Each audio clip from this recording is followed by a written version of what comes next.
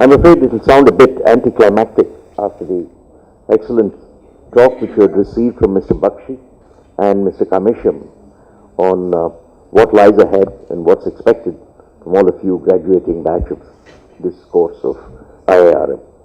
Actually, at this stage, I'm reminded of what my mother used to tell me at when we used to have lunch together or breakfast. She says, you should never talk with your mouth full, because you never know what may fall out. And that's particularly true in my case because I also have false teeth. So it's a big problem. But having said that, at the present moment, fortunately my mouth is not yet full, so no fear of the teeth. But certainly my mind and my heart is certainly very full, and I thought that I would share some of those thoughts with you.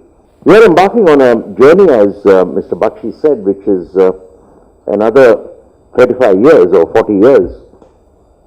I hope it's not 35 and 40 years of doing the same thing year after year, and that it will be different from moment to moment. And at this point, when I came here this morning, I just happened to read a statement of Mr. Warren Buffett, whom, as you all know, is a very highly regarded figure in the financial world and in the insurance world in particular. What Mr. Buffett said is, if I remember it right, and I think I do, he said it does not matter whether you got $10,000 in your account or $100 million in your account at the end of the day. You can count your life successful if at the end of it you have been spending your time doing something which you like to do, and you have earned the respect and love of those whom you respect and love. And that's all that matters. And if you have not, he says he knows several people who got more than several $100 million in their bank account, and they are absolutely the most miserable people he'd ever come across. That's what Mr. Buffett says, and therefore I think that's something from which we all can learn.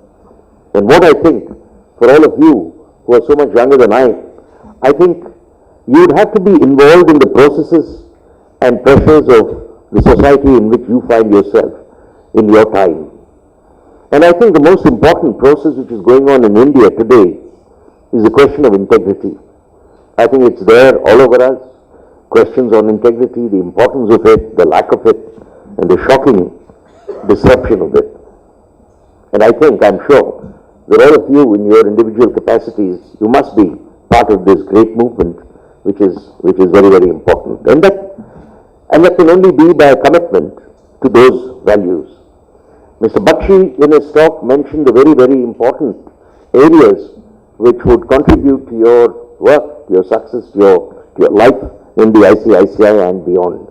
I would only like to add this one dimension of integrity in terms of whatever you do, in terms of whatever you are charged with overseeing being done, and in any other activity which you may find yourself involved in. And I think that is crucial, much, much beyond the technicalities of what insurance is and what insurance might be. But having said that, I would state that the insurance industry has, let us say, graduated from its childhood and is now coming into, I won't quite say adulthood, but certainly it is late adolescence at least. And I think it has withstood these tests.